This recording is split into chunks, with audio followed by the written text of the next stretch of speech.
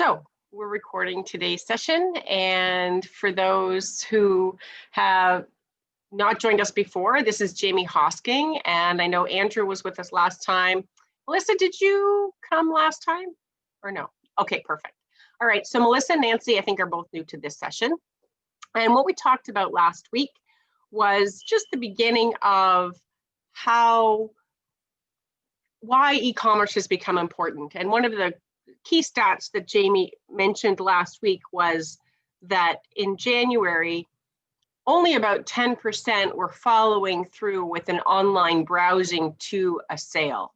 So that moved from 10% kind of online purchases by consumers to almost 50% in March. And now that that habit has been ingrained in some ways, people are embracing the online purchasing process more than they were before.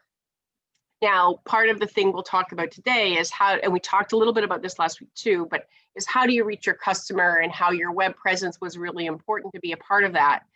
And that e-commerce is really the end of a long series of things that happen in terms of building that customer relationship. So today we're going to talk a little bit about the buyer persona.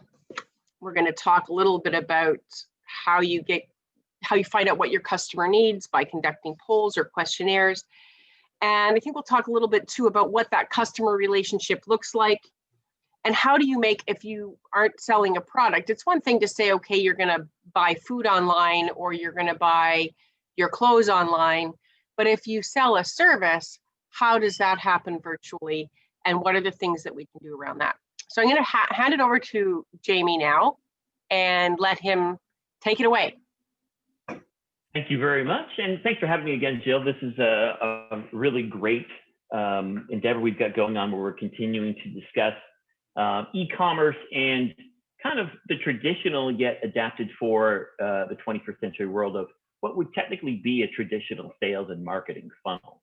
As we discussed before the call, e-commerce and an e-commerce platform is kind of one of the final steps. It's the end of the transactional process where you're identifying customers or attracting customers, selling a customer on your good or service based on fulfilling their needs, hopefully, and then overcoming objections and funneling them down to making that purchase decision, which should not be a decision at all. It should be, yes, absolutely, add to cart kind of thing. But before you get to that point, you first have to figure out who your customers are, because you can absolutely take advantage of that information in order to market to other people with similar interests and similar needs. And make no mistake, you need to be fulfilling needs. If you're not fulfilling needs with your products and your service and your marketing, then success will not follow. So how you treat people with your marketing is certainly a reflection of your company and your brand as well. So all of these things will be all indicative of how people perceive you as a company and as a brand. Solving problems, identifying and helping with pain points, filling those needs. But in order to identify what they are first, you have to figure out who your customers are. So as a quick example, if I'm running a skateboard shop, my guess off the top of my head is that my customer base is not going to be 65 and over. But you can get into more granular identifiers rather than making generalities like that. So the traditional way, and still the most effective way to do this, is establishing a buyer persona. This is kind of a creative exercise where you create the idea of your ideal customer or your typical customer. So if I was running a off-road dirt bike shop, which my family did some years ago, they might identify their typical customer as mostly male. I mean, there will be some female customers there, but mostly male, probably within a younger demographic. They might have a certain lifestyle. They might have some disposable income. So these are things that you'll have to identify by asking, by simply going out and asking the questions of your existing customers. Your existing customers are going to be a wealth of information about who they are, what they like to do, how they spend their money, and how your product or service is helping them solve a problem or fulfill a need. And then from there, after identifying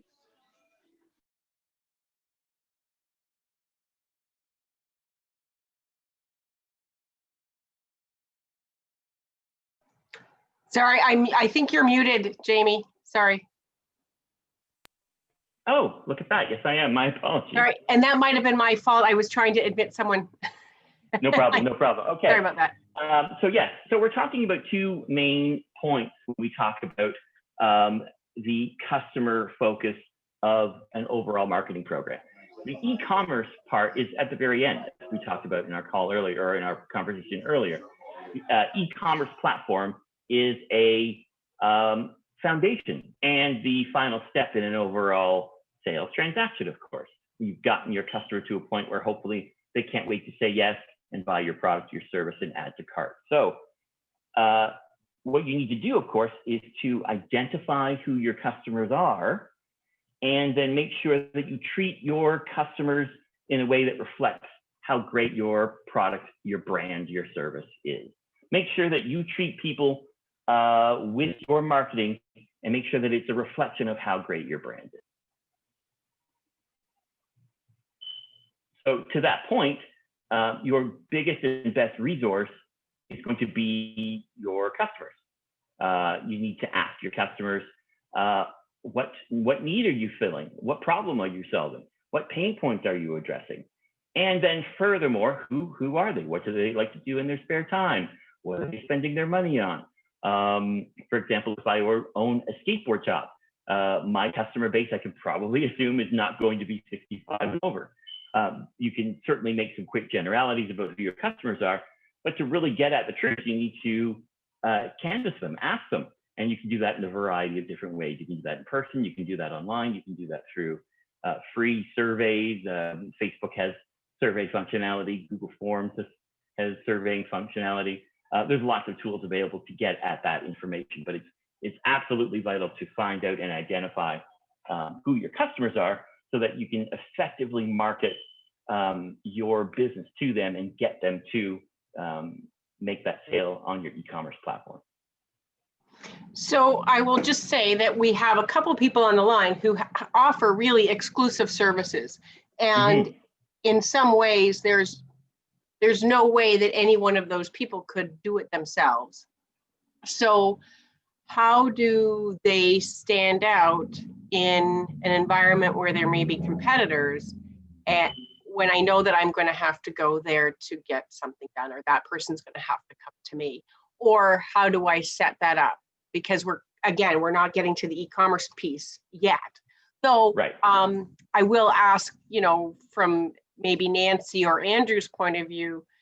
So Nancy does mortgages and Andrew does mechanical heating, and I'm wondering if this is a transition into residential heating services and plumbing, maybe, that they're looking at kind of advancing. So I'll be interested to hear what they have to say a little bit about that. And how would you imagine making their service look like it's a virtual, how do you create the virtual experience around that so that you move it to a sales piece? Well, my first inkling with that would be to provide value. And when it comes to, say, a business-to-business service, you're going to want to be a little more targeted with your efforts. You can experiment with a lot of different platforms, but what you are going to, what I would advise is to make sure that the things that you're putting out there, whether it be advertising, and I wouldn't necessarily go for the advertising right away, but I would create content around the problems you're solving and the products that you're offering. So whether that be if you're sharing a tutorial or how-to, whether it be about maintenance or something involved that would help solve a problem that your client might have. If you are the point I'm trying to make is you need to establish yourself as an authority in your industry and in your circle in order to gain the trust of your customers for them to actually go ahead and make that sale. So by creating that buyer persona or that client persona, you're going to be able to narrow down where your customers' attention is being spent, what they are looking at for information, how they go about researching when they want to actually buy something or obtain a service from a business, how they go about doing that. You can literally go out and ask them that. You can do direct email, interactive marketing with that. Email is still a very, very powerful way to reach your customers. It might seem old-fashioned. It's one of the first online marketing techniques that's been available to folks, but it is still very, very effective. Open rates aren't what they used to be, obviously, because typically online users have a lot of different distractions for how they're spending their time online. They'll be looking at their Facebook, they'll be looking at Twitter, they'll be looking at different channels. But I mean, I bet if I ask, to this day, everybody always checks their email. Everyone's checking their email first thing in the morning. And my guess is, of course, everybody has a lot of noise, but you want to make sure that you are standing out from that noise by providing information, tips, insight, value to that. But you can also use that email advertising and marketing funnel to ask those questions, to narrow down the focus and narrow down your efforts so that you're maximizing your time and your effort and your ad spend with that. Does that make any sense? Yeah, sure. It does. And I get, so I'm going to say that Melissa, for example, with KKP, so it's a copying and reproduction facility, business, and mostly business to business for sure. Every time we place an order, we get a survey from them. And Melissa, do you find that that's helping you direct the type of products that you have or the types of services that you want to offer, or has it changed the way that you deliver that service, for example? I would say for the surveys is that it gives us an extra touch point so that we get to touch base with our customer in a kind of more scheduled way, just to see if they're happy with what happened or to identify anything that they weren't happy with. I've actually found it more useful as a tool to identify if something wasn't quite right, if someone was satisfied instead of very satisfied, that it gives us an opportunity to investigate that a little bit further and to strengthen that relationship through resolving any issue or figuring out an alternative way to do it. So I do consider that one of the tools in our toolbox for touch points, because it allows us to start a conversation in a different way.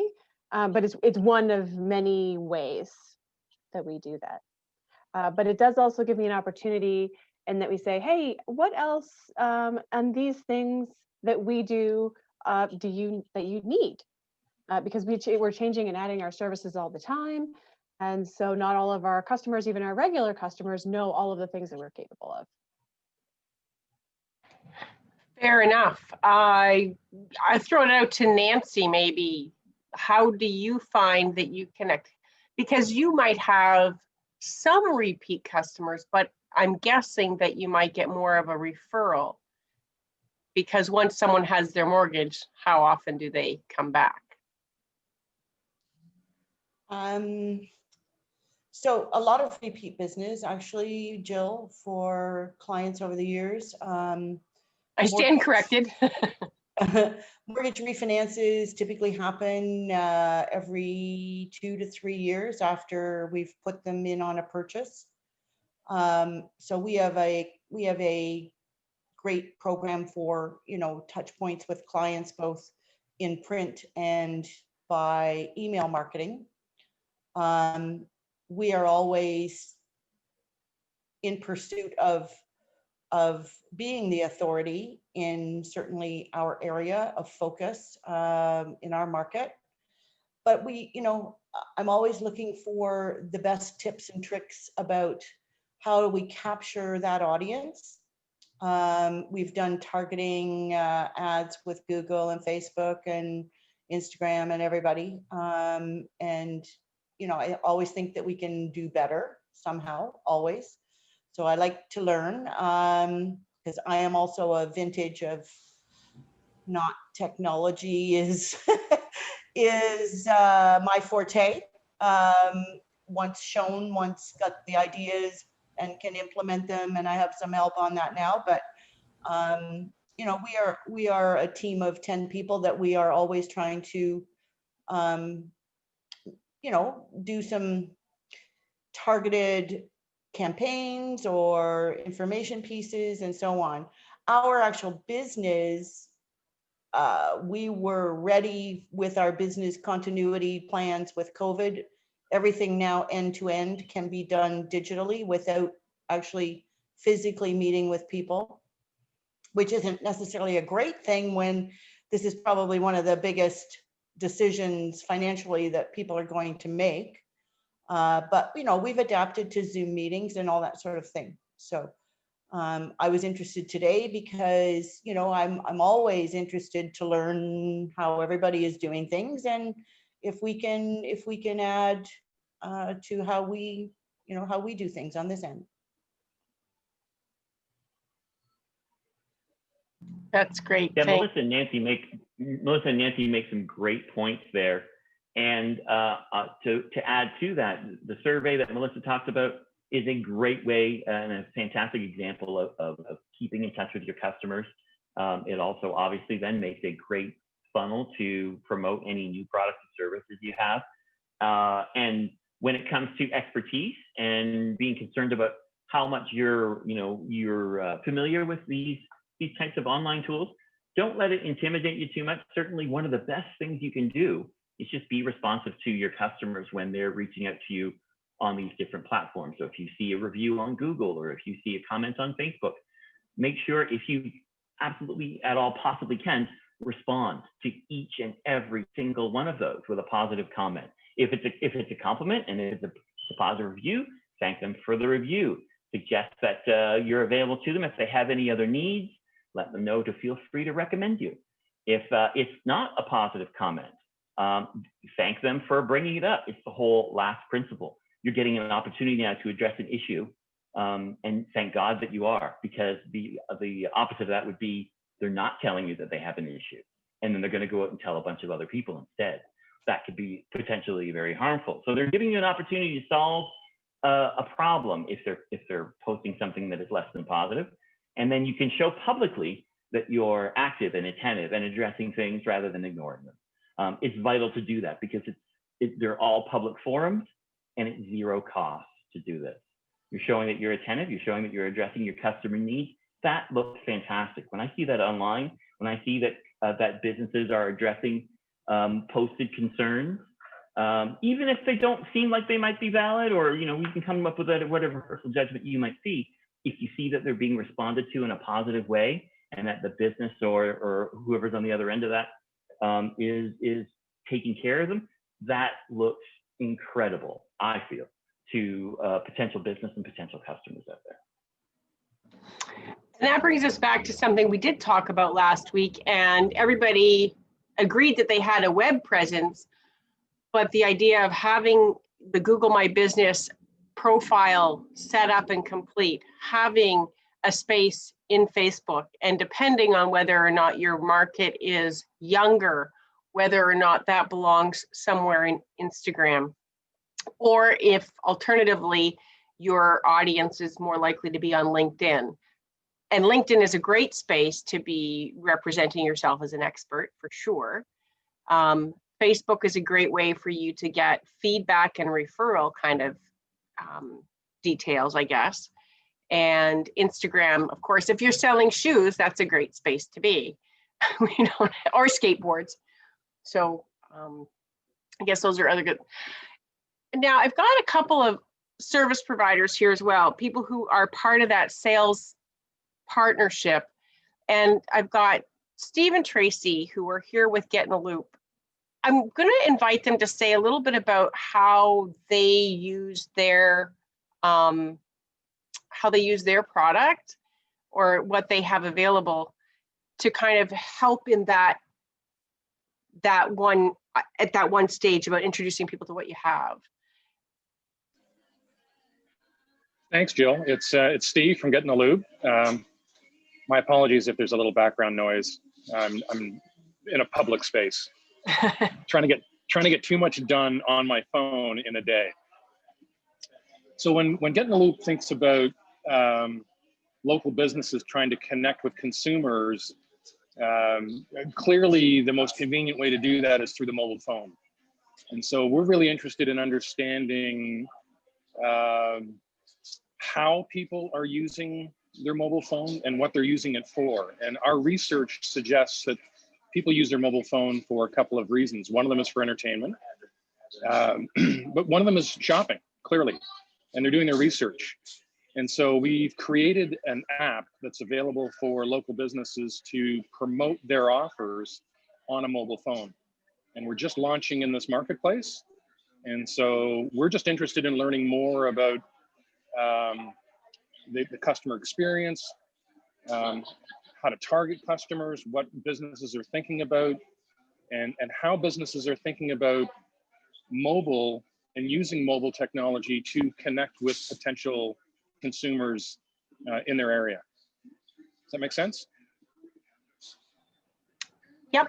No, that's perfect. And I think that's, so you're not actually driving someone to the actual purchase point, but you are kind of just trying to get into the space where they're looking for things. Well, we're giving the business an opportunity to present a compelling offer in the context of an app on a mobile phone, and introduce that to the app user who may be just completely focused on finding food and beverage or finding that set of shoes. And so it's a fairly dynamic platform, and it gives an opportunity for a retailer to analyze how their offers may in fact be working, what changes they need to be made to be more effective in promotion of their business. There's a whole analytics component to this. It's new, it's not traditional, but it's where customers are hanging out. They're on their phones. They spend 3.5 hours a day on their phone. They pick it up 1,000 times a day.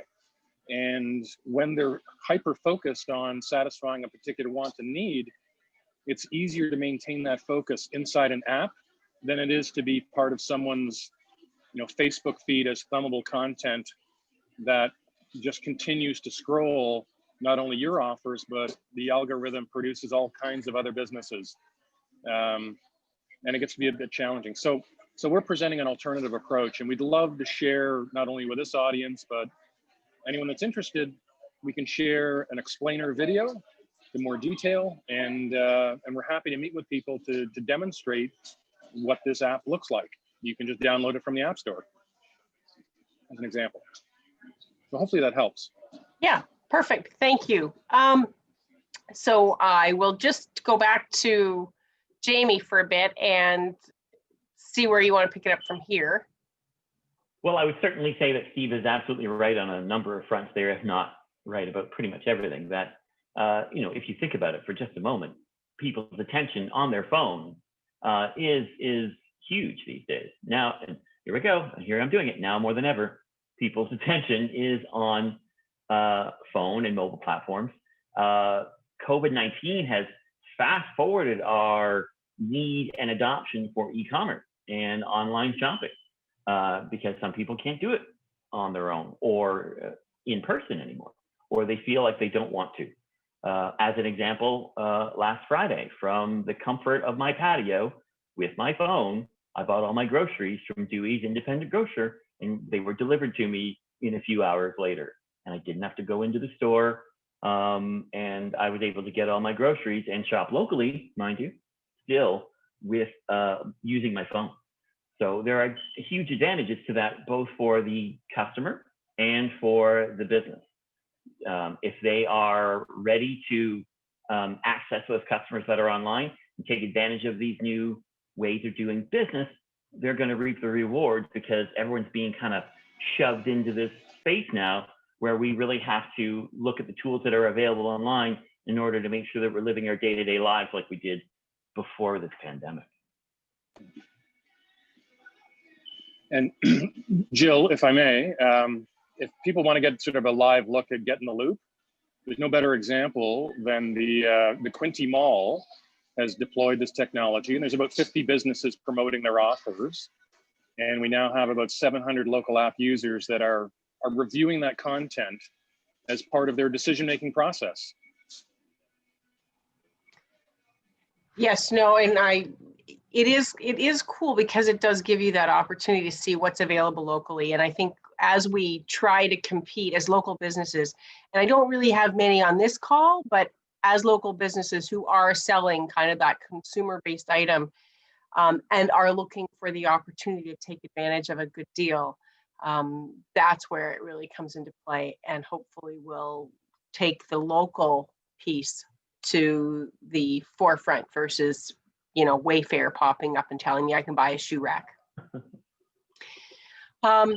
So I wonder if anybody else has any questions about how they should move into this virtual salesperson space, or if you have ideas that you'd like to vet, or is that I want you to feel that this is a safe space to say, okay, this is something I was thinking of doing, but I'm not quite sure how to leverage that. So anybody? Pick me. I have a question. So in my space, so we do copying, printing, it feels like just about everything is custom in some way. So you need a sign, and the size might be custom, but the content isn't custom, or the content is a standard, but you need a different size. And so we're having some difficulty trying to figure out how to guide people to a web presence that's meant for B2B or B2C that accommodates that need for custom work. Because I think that's really one of the things that we offer is that, yeah, we do custom work for everybody. Everybody's order is different and unique to their business. And so to make sure that we're rolling that into any platform that we're putting out. Mm-hmm. Well, you're addressing a need. You're addressing a pain point. People are asking for this service or may not know that you offer it and that you do. Are you using other channels in order to communicate that? Are you creating content for channels like Facebook or Twitter or Instagram that emphasize this type of service? And my guess is that service is a good service for you, profit-wise, that sort of thing. You can charge a premium for custom work, so there's probably good revenue opportunities there. So you want to emphasize that. I would just make sure that you're over-communicating that you guys do this in any way you can. I think in that way, I think we take that. I take that for granted, in that we don't push that enough currently. Is that no, everything we do is custom. What do you need? We can totally do that. So I think I will have to reevaluate how we're kind of doing our messaging. Just off the top of my head, one idea you could have a mobile phone nearby, whether it's yours or somebody else's. You could ask your customer and see if they might be willing to do a quick 30-second video or testimonial with you. If you have a customer that comes in and they're a regular customer and they do custom work on a regular basis, they're coming in to pick up their work, you could quickly say, hey, can we shoot a quick 30-second video and you can tell me about what type of work you needed done and how we were able to help you with that? That's not a traditional commercial or an ad, but you're still getting a real testimonial from a real customer, not some actor or some fake written copy, about how you solved their problem. It's true to life. You're filling needs, and it's also marketing a specialized service that you feel that you need to get that message out there to more people who will then pull the trigger and come see you. Can I make a point on that one? We've had Peter plans. Coy. Hi, Peter. Yeah, hi there. How are you? I'm good very to see good. you. Good to see everybody. I was just going to say, Melissa, that I was just talking to a photographer recently who was saying that he's revolutionized his whole billing process and got rid of a whole lot of variations by charging by the square foot. You choose two simple parameters, then charge by the square foot of the size of the finished process. And he'll put together, then he can just quote on the square foot. And he said that's amazingly accurate and saved him a lot of hassle. One of the things that we do or have done is provided relatively smart online forms where people, even the most complex piece of customized work has parameters of some kind. So if you have a smart form, it allows you to guide somebody through the process of making the big decisions to begin with that will guide the process through the form. So if something's not required because you've made a decision further up, then it just skips it. So it will only open up the parts of the form that you need for that particular process. And then you get, hopefully, the full requirement fully defined to you so you can quote on it. I mean, it's still a custom quote, but at least gathering the parameters is done in a relatively simple online kind of way. So to that point, you're taking them through the actual sales transaction almost. So from Melissa's question, she's wondering how she can make sure that they understand that they have all of those options. So how do we emphasize that the variety or the selection? And I mean, I've certainly worked with KKP for a long time, and you're great because I send you my thing and then you tweak it so it will work. And I hardly even know that that's happened. So there's a piece of that that's part of that customer experience, I suppose, that could be. Now, what I will say, and I've seen other printing companies do this, is they've been featuring customers with their product, with their finished product, saying this is what we've done. And, you know, so-and-so trusts us to satisfy their printing needs or satisfy their duplicating needs. So I'm not sure if that's an approach that can work. No, but I think that's incredibly valuable. That type of almost testimonial content has so much higher value than something that has just been created in order to market and sell a business. And actually, I think about the types of ads that have captured my attention over the past few years, and maybe it's just my demographic, but I really want to hear that someone else has had a good experience and that they've used this product, they've been satisfied with this product. I don't need someone telling me that it's a good product. I need someone telling me why it was a good product for them. So I don't need the car salesman telling me why I should buy the car for a really good price. I need someone else telling me that they absolutely love this particular type of car. And that's going to be probably what. So if you can. Sorry, go ahead. No, go ahead. Well, we live in a world now where everyone knows advertising is an industry. The veil has been lifted. We know that, hell, there are whole TV series made about advertising. Mad Men was all about the mystery of advertising and how that stuff works. We know that all this is created and advertisements are created. You look at a car commercial these days, most of the cars you see in car commercials aren't even real. They're CGI. They're not even actual vehicles in those commercials. And people know this because they see behind the scenes, they read articles, and they understand that marketing is a craft, just like filmmaking and photography and everything else. So when you get genuine people who aren't paid actors, who don't have their words written, who are reflecting on a genuine experience they've had with your business, that's kind of lightning in a bottle. That's the type of sincerity and authenticity that you can't recreate. I had a local customer recently who we installed a fully capable order entry system online, available on all kinds of devices, available remotely, who said, you know, normally after I finish with a client, I put together the invoice and, you know, sometime later and send it to them, and then maybe sometime later they pay us. But he said, now we show them the invoice, they agree to it on, you know, while I'm there, and they've normally paid by the time I get back to the office. So that was a terrific testimonial. I thought, oh yeah, I'm going to use that.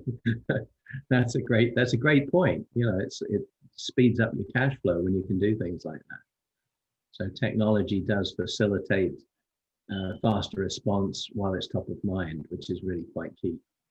Yeah, and if you can leverage that speed, if you can leverage that quick response, and we all have mobile phones that we have access to all of the various platforms for the most part, take advantage of that access. I know it can be tempting to be distracted all the time. I mean, you have to regulate yourself on how much your mobile phone is going to, you know, monopolize your time. That's a matter of structure, of course, as a sidebar. But take advantage of the power and the ability to leverage these things to react quickly like that and get things done. The other thing this guy was doing, which is similar to what we were just talking about with Melissa, is that once they install a relatively technical product, which has a lot of specifications location information, etc. And they used to fill out paper forms and try and transcribe them.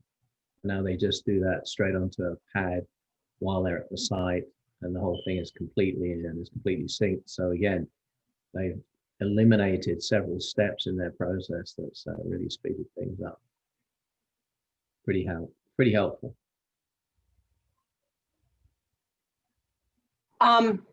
Andrew, I'm going to ask you, and I don't know if you can unmute yourself, but do you have customers that, I use this as an example because I know somebody else had a plumber come in and literally they paid on the spot because they were getting the order on, the plumber was getting their service request on their phone. That's how they processed it. And then they were able to make the payment right there in person. So are you dealing with residential customers more so, or are you still maintaining kind of the large scale stuff? No, right now we're strictly large commercial industrial, but we're toying around with getting in the residential market. Hence the reason I've been hopping on these meetings, because I think we're going to have to market ourselves more towards that audience. So, but we have looked into the pay on the spot that you're talking about, and we are going to implement that when we do boost up the service. And Jill, I know that was a subject that we wanted to talk about during this call, is how do you package and offer and sell and then fulfill on a service that, you know, doesn't feel like it's traditionally going to be available at something that you can buy online. And in that regard, is it something that you could sell a gift certificate or a gift card for? Is it a service that you can quantify? Is it an hourly rate that you offer? Is it a project rate that you offer? That's the type of thing that you can just package and sell with a pre-established price. Or if it's something that you're not sure of the price, you can offer online on your website a way to schedule and book a service call or a meeting or whatever it is that you're offering, a music lesson, and then invoice that afterwards using either in real life or online means. Heck, even with PayPal, you can request, or I think even with Interact, you can request a payment. So you're actually submitting a request for payment online. So somebody owes me $50 because I sold them a used PlayStation. I can then make that request through PayPal, and they will get an email saying, hey, Jamie's requesting your payment of $50. And you can then make that payment quickly. You don't have to sign up for any additional service. It's just a matter of having a PayPal account. And I can't be certain of that, but I think Interact offers a similar service through online banking. But the point I'm making is that my guess is that there are a variety of different ways that you can fulfill that after the fact. It doesn't have to be an all-in-one thing where you're selling a product or service and then requesting and receiving the payment beforehand, although, you know, it certainly could and should be. Yeah, and to Andrew's point, if he's going to enter into a newer market for him or a newer marketplace, because their expertise has been with doing huge buildings, and now how do they leverage that over to a smaller customer? But to Jamie's point, one of the biggest challenges people have when they decide that they're going to commit to anybody who's offering that you can't do it at home by yourself stuff, is there a way that you can make it seem, I don't know how this puts it, but if you can price it out or if you can package it in such a way that people understand exactly what they're getting before they make the commitment, because I think that's part of the challenge. People want it, and that's why people have resisted online buying for so long, is because they didn't want to take the chance that what they were going to pay for before they had it in their hand was really going to be as advertised.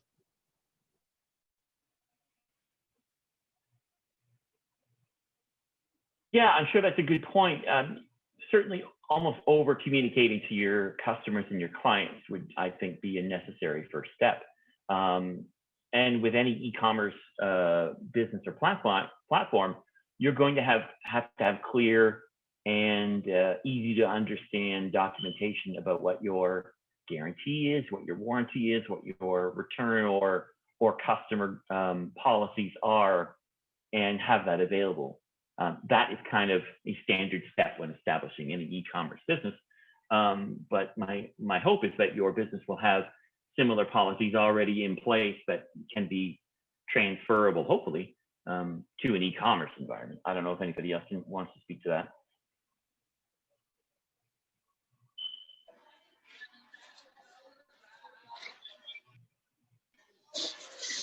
Actually, Jamie, it's Steve again here. You make some great points. And Jill, I just wanted to follow up a thought that, historically, people have not necessarily adopted an e-commerce or an online purchasing path.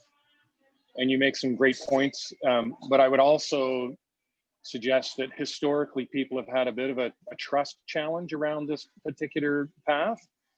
And now that COVID has basically, I'm not going to say pushed people, but I think people are getting a more authentic dialogue online.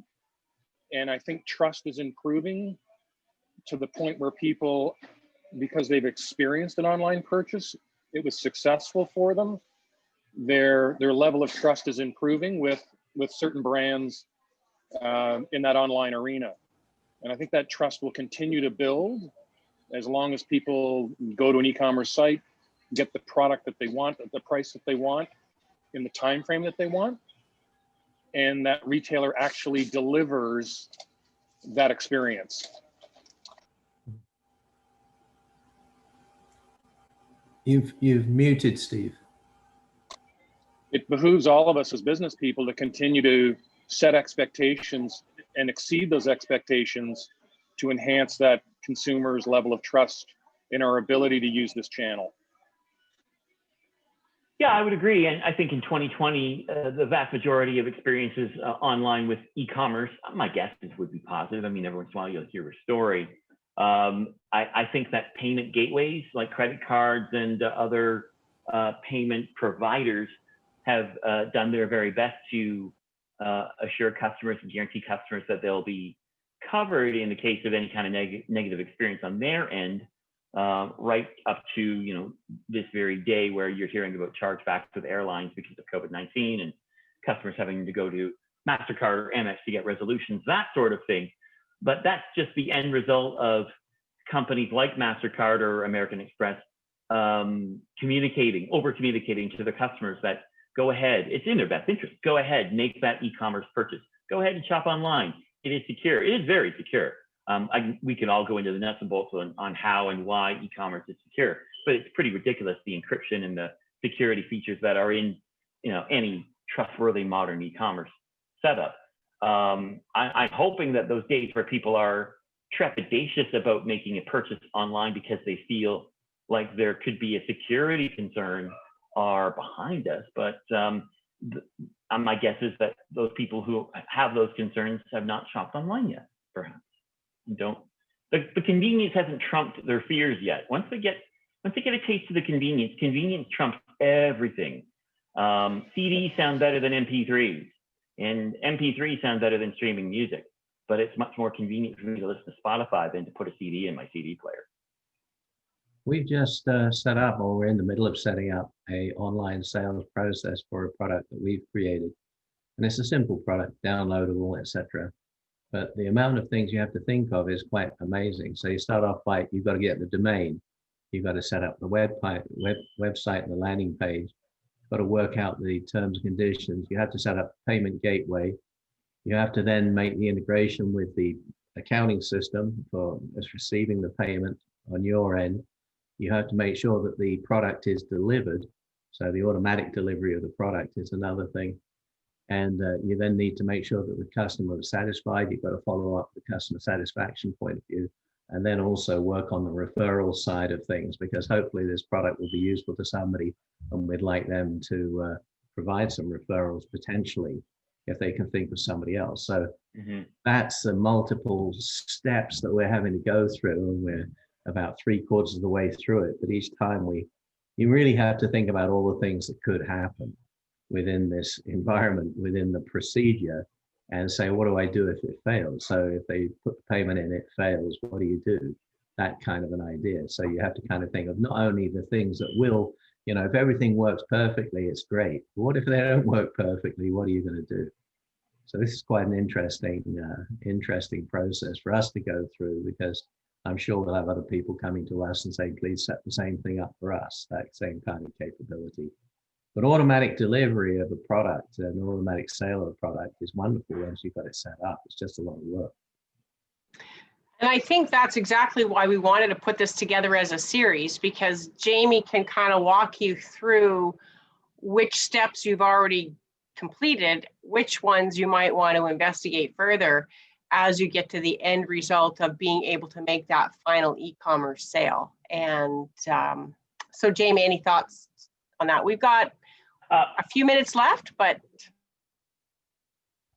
Yeah, I just see this, I was just listening to Peter talk about it. I have a similar take, and yet I still feel like this is a remarkable opportunity. Think about it 50 years ago. If you wanted to establish a business, you're still dealing with brick and mortar. You still have to go through a process of steps that can be very difficult. They're just different steps. We're kind of transferring our efforts to an online platform. If I was starting a business from scratch, though, I would need a location. I would physically need a building. I would need furniture. I would need equipment. I would need licenses. I would need permits. I would need to hire staff. I would need to do all these things before I've even opened my doors and made one sale. I know everybody that we're dealing with here right now today are existing businesses. But if I were to start a business from scratch, that cost of entry now is almost nothing compared to what it used to be.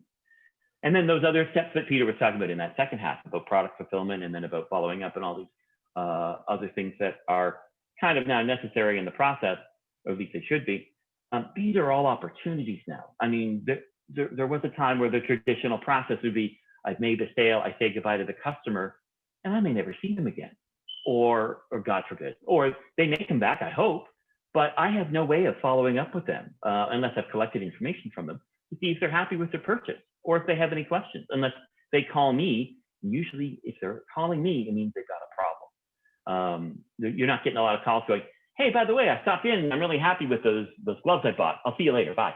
You don't get that. It's kind of a glass door situation. You're only going to get the vocal minority, and those are complaints and concerns and so on. But now you have an opportunity, because you're collecting information from every single sale, to build that customer list and have pre-qualified customers once that's happened to continue to market to and continue to sell to. No, and I think that's really what we're looking at, is this, taking it right back to the very beginning. It's the customer relationship that you can build once you have an online relationship with people that doesn't exist when someone just walks in the door and then walks out. So one other question we had, Rosie's not on the call today, but she was asking about some of the services that they have available that would be technically almost available virtually. And so they might not be meeting in person, and how do they charge for that? So that's taking us to the end piece. So that's where we already have a customer in place. So to your point about PayPal, that might be this one of the simpler ways, but there are other options, and maybe we'll get into that next week. Kind of how do you pay? Yeah, and absolutely. And just to tease on that, most payment gateways and most platforms online, whether you're dealing with something like Spotify, or if you have a WordPress license and you're using WooCommerce, or you're using a Spotify competitor, or just however you're setting up your website, it's more than just physical goods that you can package and sell. I have friends who sell guitar lessons. A friend of mine, Tavis Stanley, a pretty well-known guitar player. He lives in Las Vegas. He used to be a musician here in Canada, sells live guitar lessons over Skype online, and collects payment on his website and does it all from beginning to end. There are lots of musicians actually right now, well-known musicians who are normally in bands that you would see touring across North America. Because of COVID-19 and they can't tour, they're sitting at home and offering lessons online. Imagine if you could take drum lessons from, Neil Peart, if the internet was around at the height of his career. Drummers would be crashing the internet trying to get drum lessons from the drummer from Rush or their favorite band. These are the opportunities that people are creating for themselves online and packaging the knowledge they have into a product, basically. One thing I just wanted to add, by the way, which was, Jamie, I'll probably be chatting with you soon, because once we have this thing up and running and it works and we try it out on friends and they give us feedback, next thing is, how do we what's the most effective way to promote this thing? And, you know, this is something with relatively universal appeal, we believe. So maybe Facebook would be a good place to advertise, but I'd love to chat about that. Obviously, once you got the landing page, the product, everything working, then you've got to drive people to actually find that site, find that page. So yeah, absolutely. And I'll be happy to help with that. Yeah, absolutely. Thank you. If your customer has gone to the point where they're on your page, on your sales page, and that page should probably be very limited when it comes to marketing copy. You've already made that sale. If they're on your page and you can't get them from that point to actually go through the process, they've probably not qualified at that point. But we'll get into that later, of course. Sure. Thank you very much. Thank you, Peter. So unless there are any other questions right now, we've had a few people who have dropped off. So I would say we're pretty much done. Melissa, anything left from you, or you good for today? Okay. All right. Well, Jamie, thank you so much. Next week, we'll talk a little bit about the next step. I think that might be the boom or bust, boost or bust, maybe a little bit more about advertising online and how we try to curate customers that way. That's great. Looking forward to it. Okay, perfect. Thanks, everyone. Thank you.